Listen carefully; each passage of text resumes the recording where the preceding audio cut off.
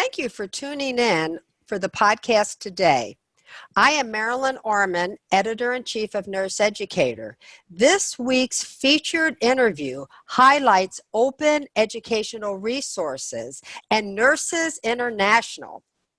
In this podcast, you will hear an interview with experts in this area. We welcome your feedback on this podcast. And again, thank you for joining us. Let's begin with, could you tell us who you are? Who is this group? Hi, Marilyn. It's great to be with you today.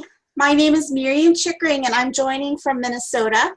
I'm the CEO of Nurses International, and this is Nurses International's core project. Our mission is to resource the world's nursing programs and healthcare institutions, and we want to resource them with evidence-based, high-quality materials. Nurses International is a volunteer-driven organization with an international group of professionals from the USA, Canada, and other countries all over the world. We have nursing education and clinical experience. And through NI, our volunteer network is growing and becoming a group of social entrepreneurs that collaborate together to relieve suffering around the world. As I mentioned, our most significant project is our open access BSN curriculum. It's being created for use as an open educational resource. And the focus of this project is to strengthen the capacity of nurse educators and to support improvements in professional practice of nurses globally. Why is it important that we develop open educational resources for nursing education? Why is this important? I'll speak to that, Marilyn. I'm Alex Berland. I'm based in British Columbia, Canada. And like USA, Canada has a great shortage of nurses. But in fact, pretty well everywhere in the world has a great shortage. And even countries that previously exported to our parts of the world are now looking for nurses from other countries. So this is a challenge globally.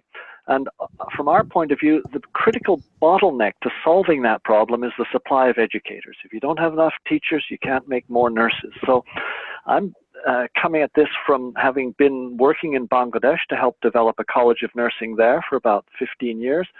And we discovered there that it's not just enough to train new educators. Those educators need a lot of support. We're seeing technology and science advancements moving quickly. Obviously, it's affecting every country. These are global developments.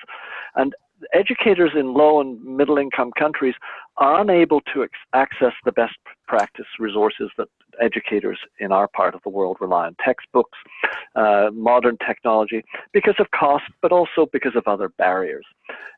We know that the internet is loaded with potential resources, but it can be overwhelming for a novice. A junior educator looks at so much information and it's simply too much.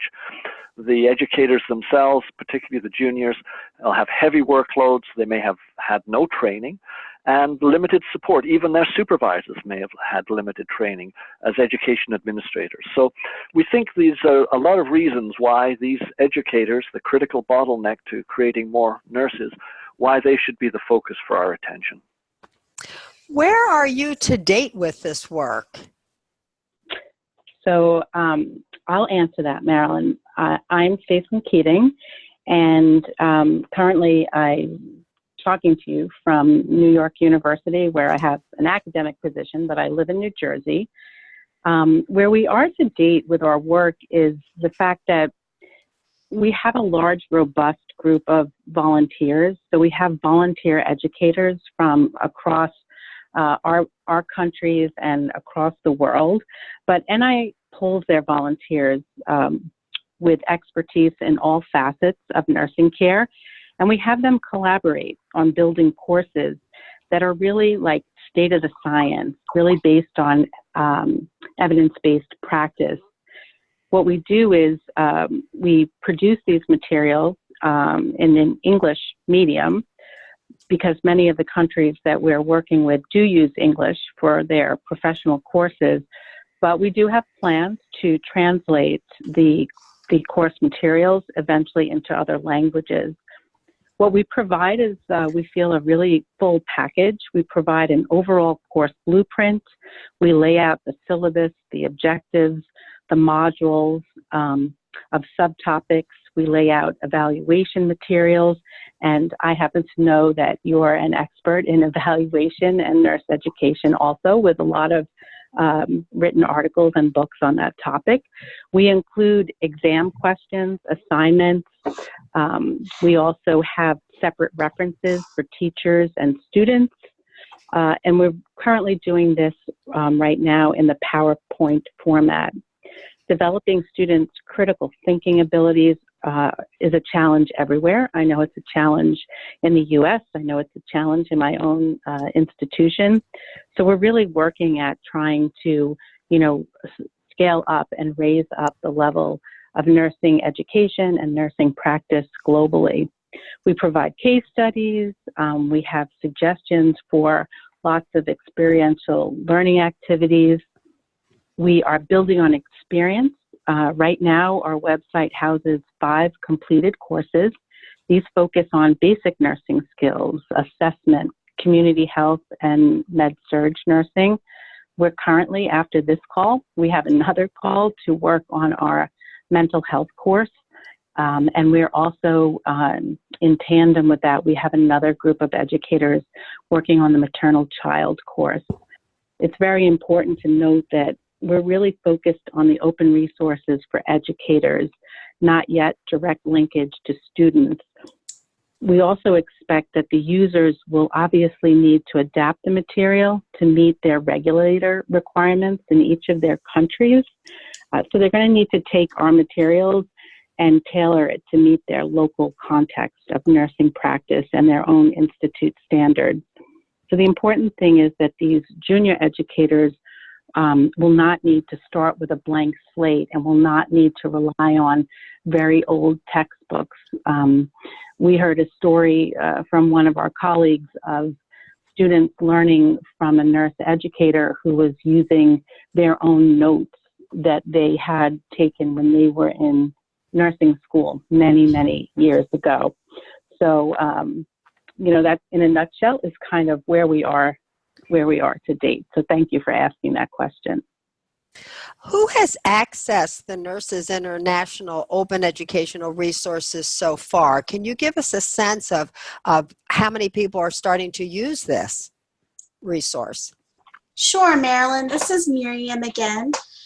Since we initially gathered data that showed use, we've had an additional 37 countries download the materials, bringing the total to 80 countries in all world regions. So we're very excited about that. We hope to double our reach in the next 12 months to 160 countries. Recently, it was particularly exciting to be contacted by a nurse administrator in Zambia who plans to use the materials for over 500 students and a number of nursing programs within her system. We've also been contacted by someone from the Red Cross in Greece who's planning to use the materials for continuing education for 300 nurses in Greece. It's a lot of fun to see people download the materials and then tell us how they're going to be used. We do not have data on the number of students that are utilizing the resources because we're in contact mostly with the educators who are implementing them in various situations. But if you get to the educators, they in turn will use them with their students. So to me, it's really impressive that you have reached educators in 80 countries so far. What are some of your next steps? Sure. So this is Stacen again. There's a lot of next steps, and it's actually a little bit dizzying to think about all of them. I would like to say that I think Nurses International has kind of hit a big tipping point. I've been working with Nurses International and Miriam for over 4 years now, and we have been plugging away, and Miriam has been recruiting all these volunteers and working on, together with all the volunteers, have been working on creating the courses. But, we're really at this point where we're hearing from a lot of people and about different kinds of partnerships even. Some of the next steps we feel that we'd really like to kind of get in and dig in deep somewhere and evaluate the effectiveness of the materials and see how they're being used and see how they're being contextualized. We seek to find an academic partner in a low-income country that will really use the materials in a really substantive fashion and make it part of their core curriculum and use our products throughout their nursing courses. So we'd like to get ongoing feedback on the usefulness of the materials and, the specifics about how it was contextualized in their country or program. I will also tell you, we've already started on our next publication. So we have crosswalked the WHO nurse educator competencies with the NLN nurse educator competencies. And so we're going to write up a publication about that. There are 8, from that information also, we seek to develop an 8-week online program for nurse educators based on the WHO NLN nurse educator competency crosswalk. And so we're going to hopefully offer that this summer for 8 weeks. And we're just trying to build a big community of practice around each topic area so that we can help mentor educators, remotely even. We actually have on our website a little ability to hook into, have a kind of a free consultation with a nurse educator from Nurses International to kind of discuss needs, explain the materials, etc. So those are some next steps. I think Miriam probably can fill in a whole lot more as she's the one developing all these relationships with vendors and entrepreneurs across the globe, really. Miriam, could you add to that? And could you also tell us how our listeners can contact Nurses International? Sure, I'd be glad to. The best way to contact Nurses International is through the website, which is nursesinternational.org. And we are looking for volunteers, PhD students, people who are working on a capstone, an EDD project, a thesis. We have mentors, PhD prepared mentors who can help young educators who are wanting to learn and wanting to have a global impact. So we're looking for people to add to our volunteer network who really want to change the world, that want to develop an amazing PowerPoint that might be used by 10,000 students who otherwise wouldn't have access to those materials.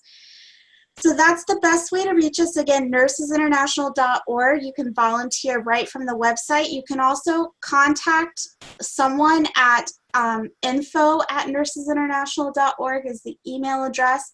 We're also on Twitter and Facebook. You can contact us through those venues as well. And I think the biggest thing that I want to just talk about is the joy that comes with doing this work. And there's so many moments of serendipity.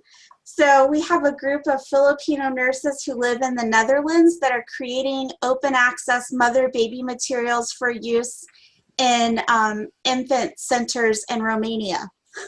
Oh my. And they're part of the Nurses International Network. So it's a lot of fun. Everyone has something to contribute, and just please come and join us because together we really can change the world. Oh, that's such an upbeat way to conclude our podcast today. And I want to thank these experts for sharing their knowledge on open educational resources. And here's a group of nurses making a difference in not just nursing care, but nursing education and student learning globally. Thank you for joining us today for this podcast. And I wanted to end with suggesting that if you want more information, contact nursesinternational.org, and please take a minute and access the author's article, which is published in Nurse Educator, It's titled Establishing Global Nursing Education Equity by Developing Open Access Resources.